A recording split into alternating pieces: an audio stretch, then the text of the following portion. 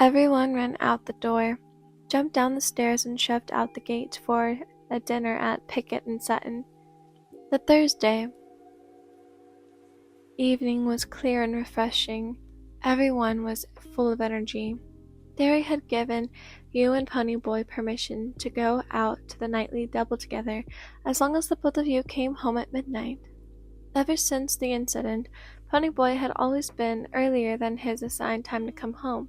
He's extremely cautious of the time, as though he would be killed if he was late. You put your arm around his while you walked into town. He was your bodyguard. So, Ian, what do you suppose we'd go to the drive-in for just one movie, then go to the vacant lot to stargaze? He looked down at you, the streetlight angled so you could only see half of his face. He made you feel so happy. You were ready to give in. 9 years after friendship, and you were ready to tell him that you wanted to be something more. He looked down with excitement to the night ahead with you. His gray-green eyes were dark, though they gave you light. Ponyboy was everything to you. You thought about his suggestion, puzzled and concerned. Why so brave, Ponyboy? Pony, are you sure you want to go to the vacant lot? Lion, I have a jacket. I'll be warm and... yeah, the vacant lot. I think I need a push out of the bad vibes from there. With you. Just with you, Ian. We need to bring it back to life. At the words, you blushed in the dark. Your heart sped up a little. It started pounding out of your chest, and your belly felt weak, yet you thoroughly thought about it again. You were so used to going with Johnny. It was where he retreated from his parents if he didn't stay with the Curtises or you. It felt like a major step. Only me, you say? Only you. The gang arrived at Picket and Sutton and ordered their food. Everybody sat in a booth. You sat next to Steve, and Pony was across from you, sitting next to his brothers. Everyone chit-chatted about their days and so forth, ate like pigs when dinner was served. For once, Derry didn't worry about the check. You were proud of him. He deserved the promotion he got. You knew it wouldn't change much when it came to paying bills or food or clothes, but it was a great achievement. All of the gang was proud of him. You all walked out of Picket and Sutton with full bellies and grins. Two-Bit went off to find something illegally fun around town, and you were ready to go to the drive-in.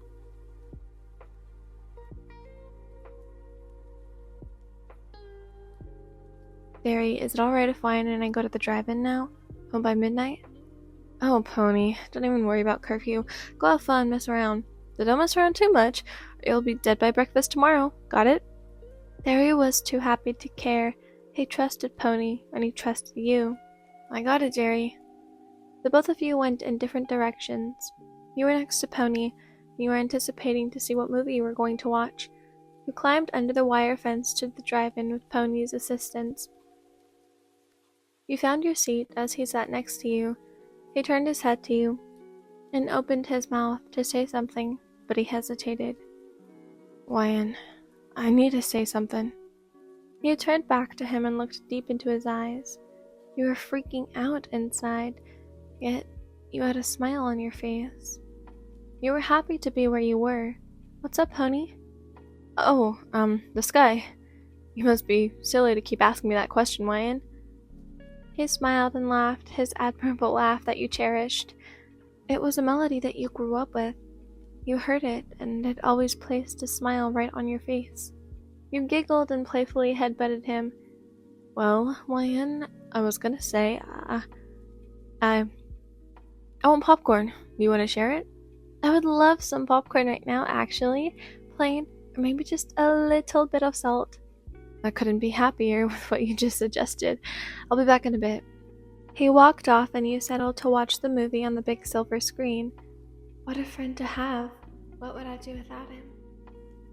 On that sentence, horrible thoughts drowned into you as you thought of the 5 horrible days he was in Winterville X. With Johnny Cade. Oh, how you missed that amazing boy. You never knew the last time you would see him would be at the hospital with Ponyboy and Two-Bit before the rumble. You loved him so much. The most amazing friend to tag along with. You knew him since Ponyboy introduced him to you at school. It was always the three of you. You thought Pony was going to die then too, until he came back to you. He made a promise to you that night before the rumble that he'd never leave you. He placed a leather bracelet around your wrist, which hasn't come off since. You thought that all was lost. You'd have nothing left. Then Johnny died, and you all became half empty.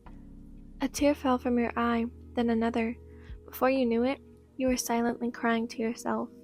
Your eyes closed, your head down, and your knees against you in the chair. You wanted to scream, punish the world for all the bad in it, leave it. You heard footsteps nearing you. You quickly wiped your eyes and drew deep breaths. You didn't want Ponyboy seeing you sad like that. He was happy, and he didn't deserve it right now. Why, and look at me. You sniffled and turned toward him, but looked past his face, only wanting to avoid eye contact. You couldn't take it, though.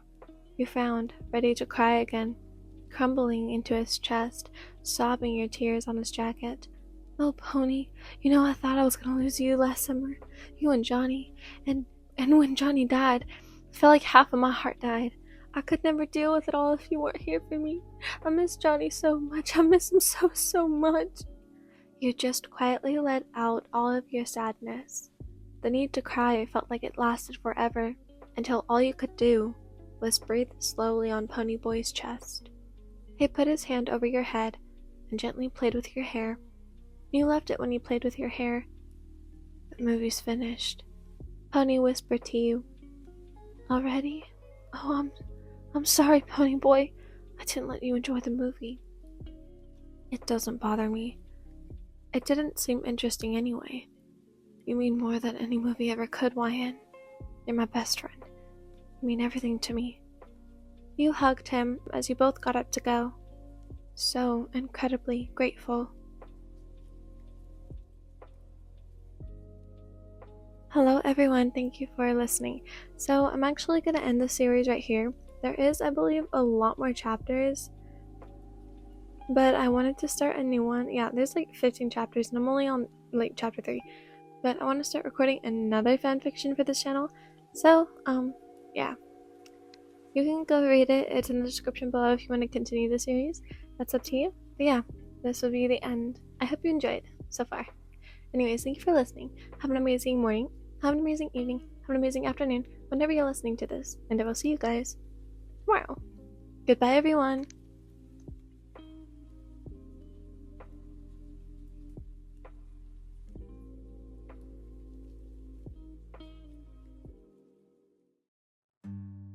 Thank you for listening.